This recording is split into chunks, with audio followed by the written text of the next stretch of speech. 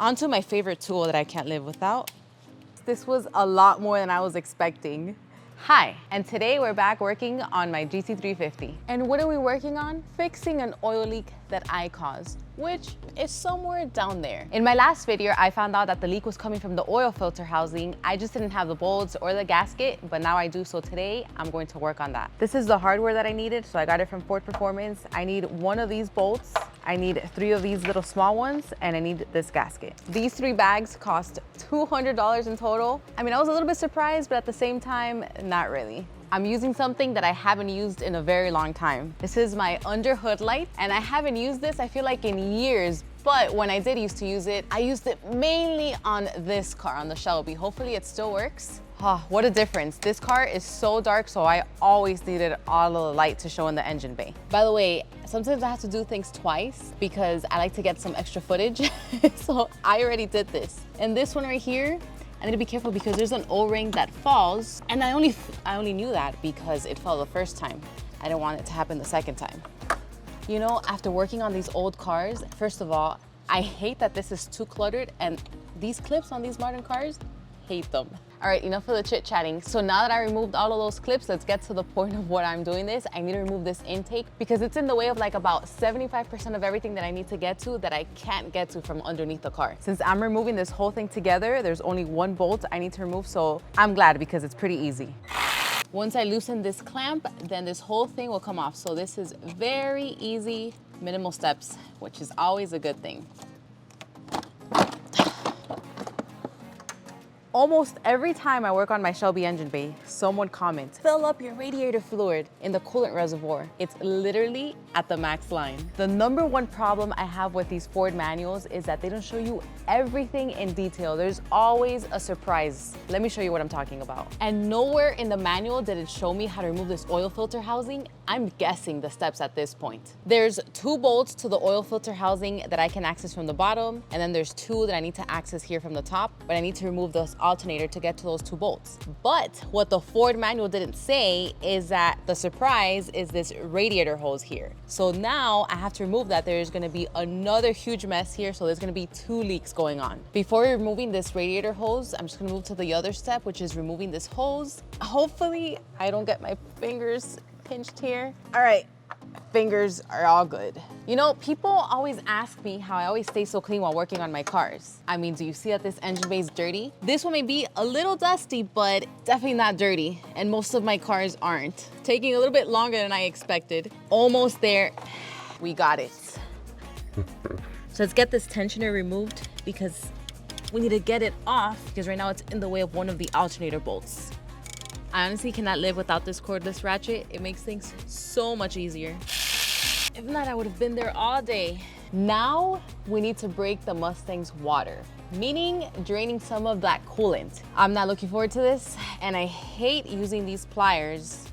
Oh, it is squirting at me already. Ooh, it's all over my face. You know, let me get better prepared for this. These glasses are as prepared as I can get because I don't have a low enough bin to catch the coolant from underneath. So I can only hope it's not that much that comes out. It's gonna make a big mess. Hopefully not, but I hate cleaning up coolant because it's so slippery.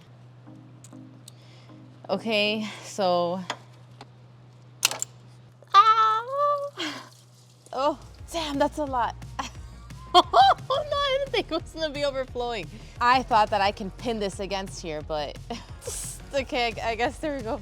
I'll be honest, this was a lot more than I was expecting. Now I need to worry about cleaning all of this up before I can even continue. I remembered a longtime subscriber of mine gave me these pig blankets and they were meant for the Camry, but I'm using them for the first time today. And look at this, they work. Thank you so much, Barry.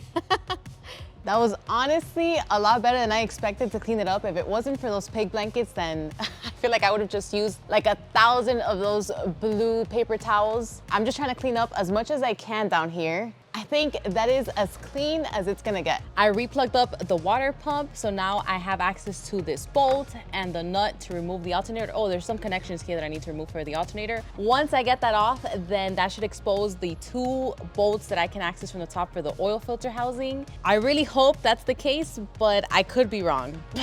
All right, so far, I feel like we haven't strayed away too much from what would I call this? The planned. I really don't know where I would be without this cordless ratchet. It just saves me so much time, make things so much easier. Okay, good and bad news. The good news is that I got it off, but I can't get this alternator completely out. But I feel like maybe I can access these bolts for the oil filter housing here. Yep, I feel like I definitely can. So maybe I'm just in luck that I can access what I need to without removing this alternator. So this is what I mean, but I can't take out this alternator. So it's loose, it's off of the block, but I just can't take this out. And why can't I take it completely out? It's because I have BMR engine mounts, so the engine sits lower. So if you have stock engine mounts, then I think you should be able to take that alternator out, I think. And the reason I got these BMR engine mounts is to lower the center of gravity for improved performance at the track, also to reduce engine movement, and because I also wanted to add something here without having to modify the strut brace. We're one step closer. I feel like one step turns into like 5 steps before we finally get to what we need to. Just removing this oil filter. I hope that I'm aiming right with this so the oil can just drop here. These oil cooler lines need to come off. This is the last step before getting to the oil filter housing. So it's just 2 bolts. It's a little bit annoying to work here. I can't really see this bolt, but I can feel it. I know it's on the opposite end of the other one. I'm also slipping on the floor. Onto my favorite tool that I can't live without. Makes everything 1,000 times easier. I honestly do not know why these are so tough on here. Got one out. Oh, this one is really hard on here. I don't want to let this bolt just fall. So much that I need to get to. All right, I got it. I feel like I'm shaking the car. How hard this is on here still. Come on. Let me get a screwdriver or something to pry this out.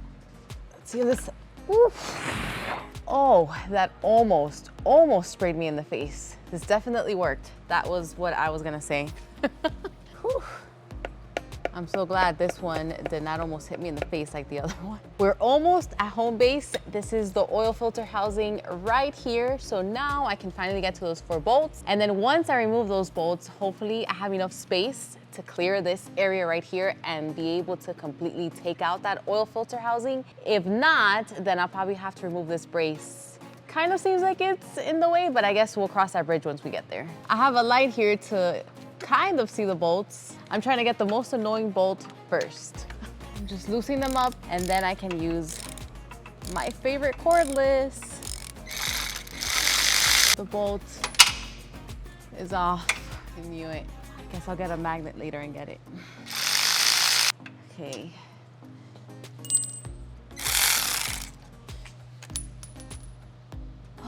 Here comes the fun part.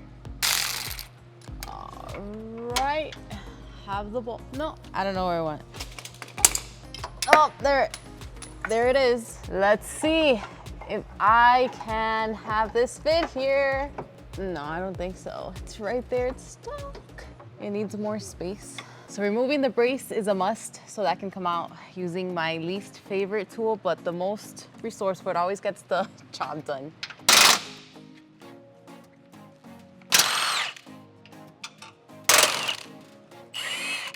All right, I think I have enough space now to clear it. Maybe it's stuck on something. Okay, and we finally got it. Finally, here's the oil filter housing, and this is how that gasket looks. Honestly, I don't see a problem with it.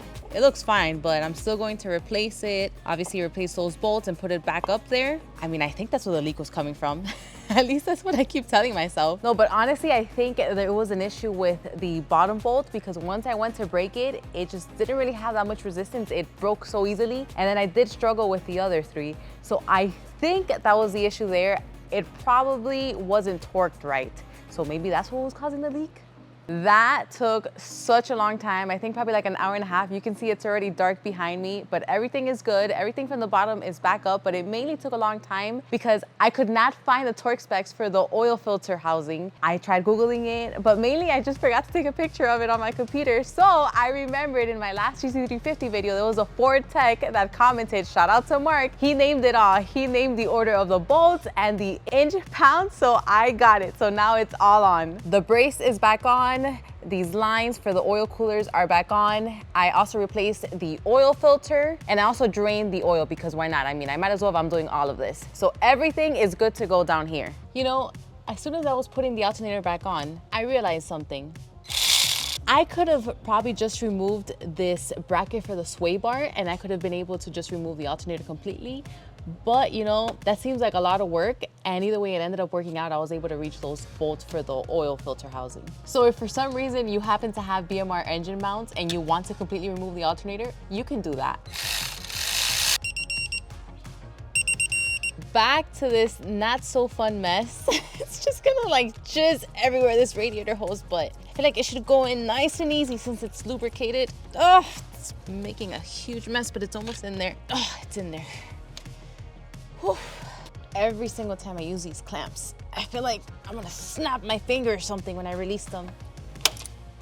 It always scares me. Everything is back and connected. I did fill this up with coolant, but I know that the engine's gonna suck that right up and I will have to refill that. And I also filled it up with oil. The only thing left to do is to turn on the car, raise it, and then hope that there's no more oil leaks.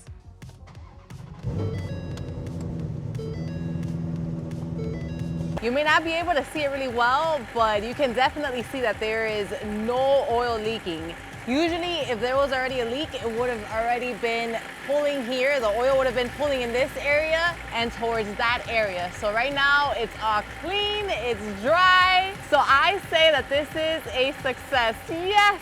I am so happy that I was able to diagnose and repair, well, not repair, but just fix the issue with my GT350, well, with the Mustang, because that 69 Mustang in the back has embarrassed me already twice. I'm pulling the engine in the next video for that 69 Mustang, but in that video, before I do, I will try one last time with all of your suggestions because it's honestly killing me. I really wanted it to start just one time. I wasn't expecting to drive it. I just wanted to hear it start. And it's just, I can't. Okay, bye.